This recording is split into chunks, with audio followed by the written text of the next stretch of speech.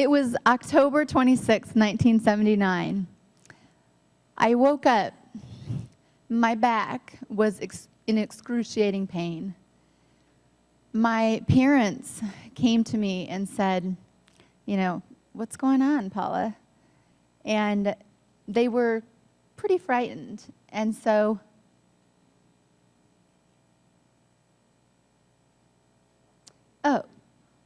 okay, back up. Okay, I'm sorry. I messed up. Oh, okay, back up. Okay, it was the day before October 26, 1979. And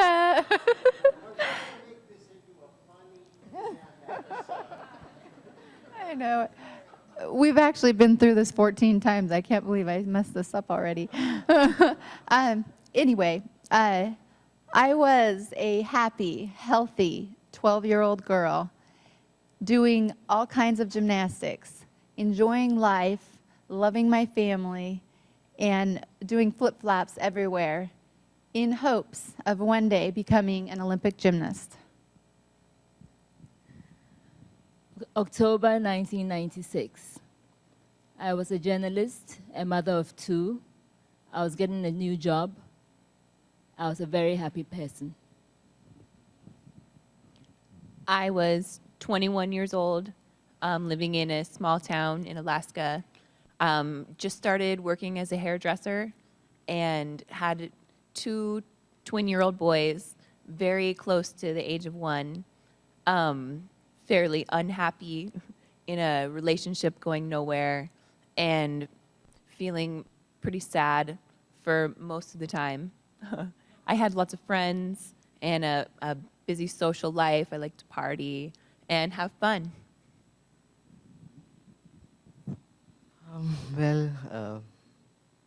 I was born to a laboring family, and I too had the experience of having everything that other children experience in my society. So I will say I was a bit, sportive guy, and I was the captain of volleyball team in my school. So I was healthy, right? And yeah, it was, but that I was not well interested in studies, right? Yeah. October 28th, 1994, I had just finished 2 classes at Ohio State as I was working on my master's degree. And I also just got done teaching summer school. I was a kindergarten teacher at the time and was probably the healthiest person I knew.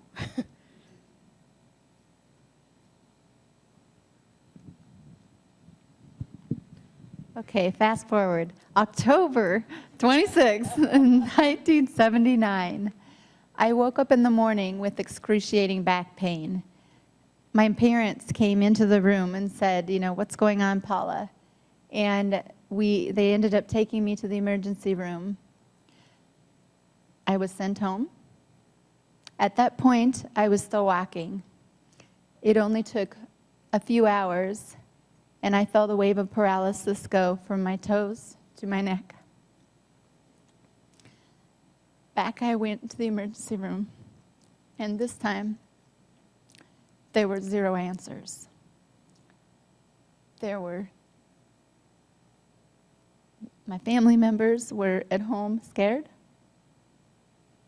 didn't know where I was going to be going, whether I was going to live, whether I was going to die.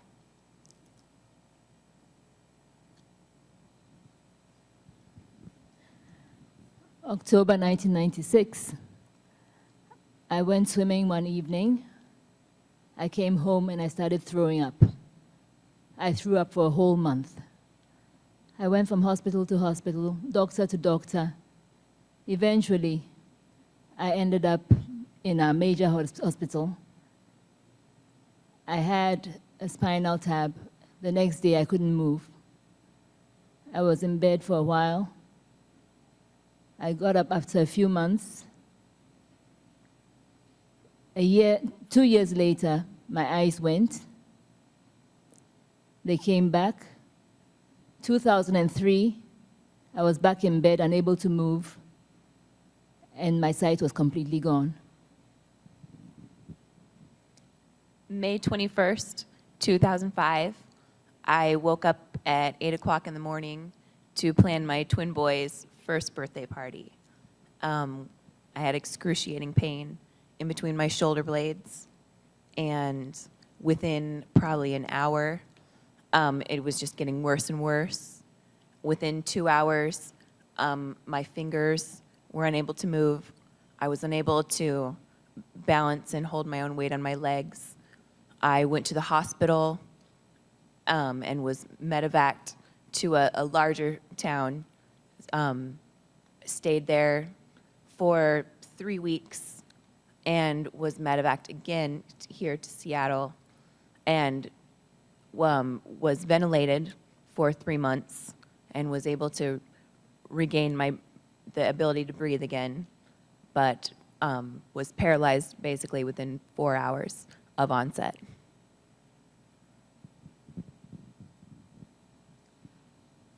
It was 23rd April 1993. It was a Sunday. I was about to go to the church in the morning. Suddenly, I had a terrible headache and a back pain. So I lay down on a bed, and I felt that I was going to die. So within a couple of minutes, I couldn't walk. My left leg got paralyzed. So just after that, I was taken to the hospitals, and I was diagnosed with TM after staying in hospital for a few weeks. And again, I was sent to rehabilitation hospital for physiotherapies. There I spent around 1.5 years, and I was back home. I started my studies very enthusiastically, and I did my studies well. October 29th, 1994. Oh, July, I'm sorry. Spaced out, I'm sorry. I had flu-like symptoms, and my back had been bothering me for a while. After getting a shower, I was trying to get my panties on and being very careful as I was trying to get them on because my back was bothering me. And finally, I was trying to do this one-hand thing, and it wasn't working. So I used 2 hands, and I bent down, and I just felt like there was a knife in my back. I almost passed out. And it was a matter of seconds. I was paralyzed from the waist down. And I'm lying there naked, thinking there's something terribly wrong with me. I dragged myself over to the dresser where the phone cord was hanging down. And I yanked the phone, and I called Sandy, who was celebrating his dad's birthday with his family. But I didn't go because I didn't feel very good. And I told him he had to come home, and there was something wrong with me.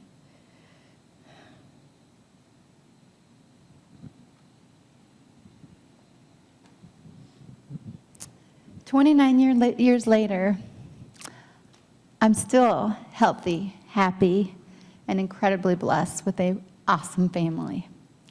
I have the most incredibly supportive and loving husband for the last 21 years. An absolutely incredibly passionate and sweet, I call my little boy, but he's 15 and probably doesn't want to be called a little boy anymore. And the most incredible mother, father, in-laws, brothers, sisters, and in-laws that I could ever ask for. I am who I am today because of the encouragement, the support that they give me, and all that love. I am a tax accountant for a computer software company. I am a volunteer of the TMA, have been for 13 years. I love life. I love sports. I have many friends, and I'm thankful that you're all here.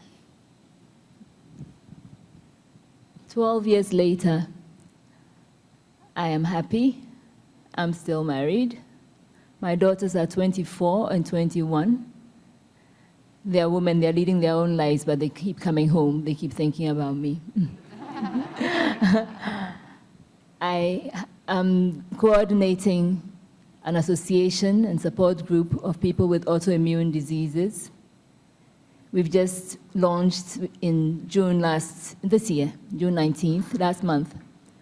And it was a grand affair. We had doctors, we had politicians, and we made ourselves heard. So I'm happy. I'm getting on with my life. 3 years later, I am also happy and healthy and have the support of the most amazing people in my life I could ever ask for. I have my own apartment. I have partial custody of my children, who are 4 now. I have the best friends and caregivers and family. I will be starting school this fall, and I am just so thankful to be a part of this, and thank you very much.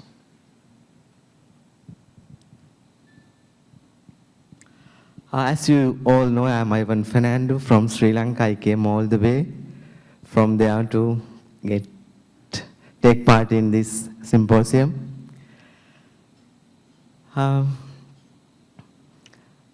After 15 years, I got diagnosed with transverse myelitis. I got married recently, last year, and I have a very good family. My wife loves me so much, and she's a very good and a very kind lady, I should say. And now, actually, at the moment, I am working for the humanitarian organization called World Vision. I work there as a customer service assistant. I basically work for the well-being of children, especially for the disabled children, as well as the poor children. So I have done my studies well and come up in life. I know this transverse myelitis is a blessing for my life. I made it myself. I made it myself a fertilizer to grow my life. I did not make it a poisonous to ruin my life. I know that in future I have a good future. And also I should say now my wife is pregnant and 4 months, and we are looking forward to have the child in January. So I'm very happy. So I love life. So I am having a very beautiful and simple life. Thank you. Well, 14 years later, I'm doing pretty well from being paralyzed from the waist down, and I get around pretty well with my sticks. And my new companion is a great help, Kezu, a new blessing in my life. I'm still teaching. I teach 2nd grade now. I finished my master's degree, and I also was working toward taking more graduate courses, 45 semester hours. I'm very proud to have gotten that far. Life is different. I look at the world in a different way now. This has opened a door to a world I would have never known had this not happened to me. And I have the president of the Transverse Myelitis Association as my husband. What more could you want? Somebody asked him why he does this, and he says, well, you know, all the people and the children that have this, it's devastating. And he said, but you know, if Pauline has a problem, all I need to do is pick up the phone, and I could call one of our great doctors, and I get help right away. And I thought, gosh, this is all about me. He always says, this is all about you, Pauline, it's all about you. And so it kind of hit me that, yeah, this is all about me. And I'm very blessed. Thank you.